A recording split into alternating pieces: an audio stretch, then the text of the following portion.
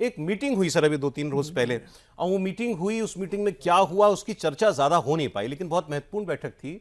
इस बैठक में प्रधानमंत्री थे, गृहमंत्री अमित शाह थे, इनके अलावा बीजेपी के अध्यक्ष नितिन नवीन थे, और बीजेपी के जो संगठन महासचिव हैं बी एल संतोष जी, वो भी उस मीटिंग के अंदर थे। तो मीटिंग तो बहुत बड़ी थी, मतलब इसको आप शीर्षस्थ लेवल की मीटिंग मानिए, prime minister, home minister, BJP अध्यक्ष और बीजेपी के संगठन महासचिव। तो रहा क्या सर, ये मीटिंग किस चीज को लेकर के थी? देखिए सौरभ, बहुत दिनों से चर्चा चल रही थी कि प्रधानमंत्री मोदी का कैबिनेट एक्सपेंशन होने वाला है।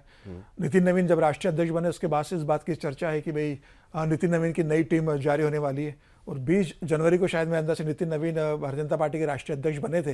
अब लगभग 6 महीने हो गए उनको राष्ट्रीय अध्यक्ष बने और अभी तक उनकी टीम जारी नहीं हुई। तो लगातार पिछले कुछ दिनों से चर्चा चल रही थी, और ये कहा जा रहा था कि अमित शाह ने नितिन नवीन के साथ बैठक की, बी एल संतोष के साथ बैठक की, और नितिन नवीन की राष्ट्रीय टीम को लगभग संगठन के स्तर पर फाइनल कर दिया गया है। लेकिन प्रधानमंत्री मोदी के साथ उस हिसाब से चर्चा हुई नहीं थी। खबर ये आ रही है कि जब प्रधानमंत्री मोदी के साथ परसों जब बैठक हुई तो प्रधानमंत्री मोदी ने कई नामों पर आपत्ति दर्ज की जो संगठन पे, हाँ, प्रधानमंत्री मोदी को जब नाम पे चर्चा की तो प्रधानमंत्री मोदी को शायद कई नामों पर प्रधानमंत्री मोदी ने क्वेश्चन मार्क लगाया और कई नाम अपनी तरफ से सजेस्ट करे संगठन में लेने के लिए। और ये बड़ा इंटरेस्टिंग रहा कि प्रधानमंत्री ने कई ऐसे नाम सुझाए जो पार्टी के दिमाग में नहीं था।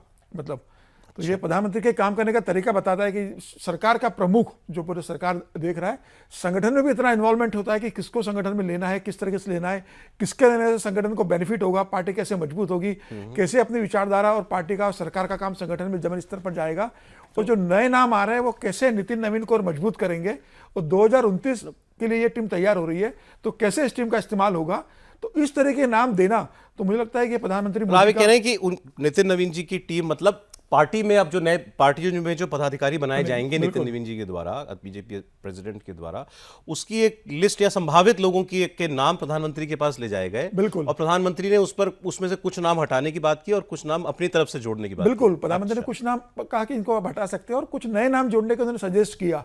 तो पार्टी को, मतलब जो वहां थे उन लोगों को लगा कि भाई ऐसे नाम भी प्रधानमंत्री ले सकते हैं। मतलब प्रधानमंत्री की सोच बताती कि कैसे पार्टी को आगे लेकर जाना, 29 की तैयारी करना है तो कैसे नाम होना चाहिए, सरकार की योजनाएं जाना है तो कैसे नाम होना चाहिए, युवा अध्यक्ष बने 45 साल का तो टीम उसके हिसाब से कैसे होना चाहिए, महिलाएं उसके अंदर कैसे होना चाहिए, जातिगत समीकरण साधने के हिसाब से कैसे आपको टीम बनाना है। तो वो पूरा प्रधानमंत्री मोदी ने खाका बता दिया था। तो मुझे लग रहा है कि अब वो 2-3 दिन के अंदर टीम उस हिसाब से जारी होगी। ये अक्सर चर्चा होती है, ऑपोजिशन वाले कहते हैं कि भाई मतलब नितिन नवीन जी को क्या बीजेपी बैक करती है, या प्रधानमंत्री पूरी तरीके से उनको एम्पावर करते हैं क्या, या माइक्रो मैनेज किया जाएगा? जो भी बीजेपी अध्यक्ष नितिन नवीन जी हैं, लेकिन माइक्रो मैनेज होगी सारी टीम और सारी गतिविधियां ऊपर से। तो लेकिन क्या प्रधानमंत्री वाकई में एम्पावर करना चाहते हैं? उनकी जो टीम देना जो होगी नितिन नवीन जी की टीम, नितिन नवीन जी के पास सारे इख्तियार भी होंगे? निश्चित रूप से, इसमें कोई दो राय नहीं। प्रधानमंत्री मोदी संगठन के आदमी है और प्रधानमंत्री खुद संगठन में लंबे समय तक उन्होंने काम किया और संगठन की ताकत को समझते हैं। नितिन नवीन को जिस तरीके से प्रधानमंत्री ने, आपने देखा होगा जब उनका भारतीय जनता पार्टी में स्वागत किया था, तो बता रहा है कि प्रधानमंत्री मोदी किस तरीके से नितिन नवीन को लेकर चल रहे हैं। और भारतीय जनता पार्टी मेरे भी बॉस है बिल्कुल, और मेरा भी मतलब कार्यशैली पे राष्ट्रीय अध्यक्ष की टिप्पणी मेरे लिए महत्व की होगी। तो प्रधानमंत्री जानते हैं इस बात को, राष्ट्रीय अध्यक्ष का पद कितना महत्व का होता है। और जब नितिन नवीन को बनाया है तो वो बताना चाहते कि भाई ये सबके अध्यक्ष, आप इनको हल्के से ना ले, इनको पावर भी है। और मुझे लग रहा है कि उसी हिसाब से तैयारी करे कि 2029 में जब आपको चुनाव लड़वाना है पार्टी को राष्ट्रीय, उसके पहले अभी उत्तर प्रदेश का चुनाव है, उसके पहले तमाम राज्यों के, अभी तो 5 राज्यों के चुनाव 8 महीने के बाद, उसके बाद गुजरात है, हिमाचल है, तमाम राज्यों के चुनाव आने वाले हैं। 2029 के पहले 15 राज्यों में विधानसभा चुनाव होंगे, उसके बाद 29 में लोकसभा चुनाव होगा। तो सारे चुनाव भारतीय जनता पार्टी के लिए महत्वपूर्ण है, विधानसभा के हो चाहे अगला लोकसभा हो। तो उसके लिए पार्टी के लिए जो संगठन तैयार करना है, मुझे लगता है कि उस हिसाब से प्रधानमंत्री ने बीजेपी की नई टीम का मामला फाइनल राउंड में अभी प्रधानमंत्री के साथ पास पहुंचा हुआ है, ये पहुंच गया। प्रधानमंत्री मोदी ने जो अपनी सलाह थी वो दे दी है और मुझे लग रहा है उसके ऊपर भी लगभग काम हो गया है।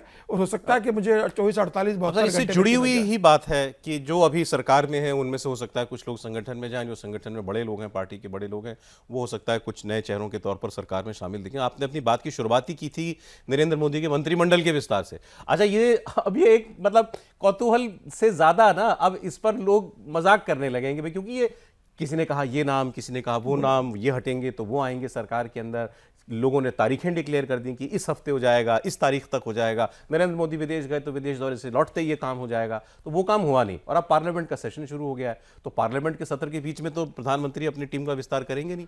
बिल्कुल यार, ऐसी कोई अर्जेंसी भी नहीं है कि पार्लियामेंट सेशन के बीच में प्रधानमंत्री मोदी अपनी सरकार का विस्तार करें। अगर प्रधानमंत्री चाहते तो अभी प्रधानमंत्री के विदेश दौरे के बाद जब वो भारत लौट कर आए और सेशन शुरू होने के बीच 7 से 8 दिन का समय था, वो आराम से कर सकते थे। इसका मतलब ये है कि फिलहाल मंत्रिमंडल का विस्तार या फेरबदल जो भी कहें अभी नहीं होने वाला है। सेशन खत्म होगा 12 और 13 अगस्त को, उसके बाद 15 अगस्त है। मुझे लगता है अभी अगस्त एंड में या सितंबर फर्स्ट वीक में होगा। लेकिन ये लग रहा है कि प्रधानमंत्री मोदी का जो जन्मदिन उसके पहले होगा, तो नए मंत्री प्रधानमंत्री मोदी को जन्मदिन की शुभकामनाएं देंगे। सितंबर में आता है, 17 सितंबर को आता है। अच्छा, तो मुझे लगता है कि उसके पहले मंत्रिमंडल का तो गठन हो नई डेट आप दे रहे हैं 17 सितंबर से पहले हो जाएगा। पहले हो जाएगा और नए मंत्री प्रधानमंत्री मोदी को 15 जन्मदिन की अगस्त के शुभकामनाएं बाद देंगे। और 17 सितंबर से पहले बीच होगा, में हो सकता बिल्कुल। है। अच्छा, तो ये चलिए, तो ये नई जानकारी समीर जी से हमको मिली। मैं इन खबरों में धुरंधर पूछ नहीं रहा हूं, आपने नोट किया होगा समीर जी से, अब जब नरेंद्र मोदी की बात करें तो पूछने की किसी जरूरत और नहीं का है, धुरंधर होने का कोई धुरंधर सवाल ही नहीं होने का उठता। नरेंद्र मोदी धुरंधर है सबके।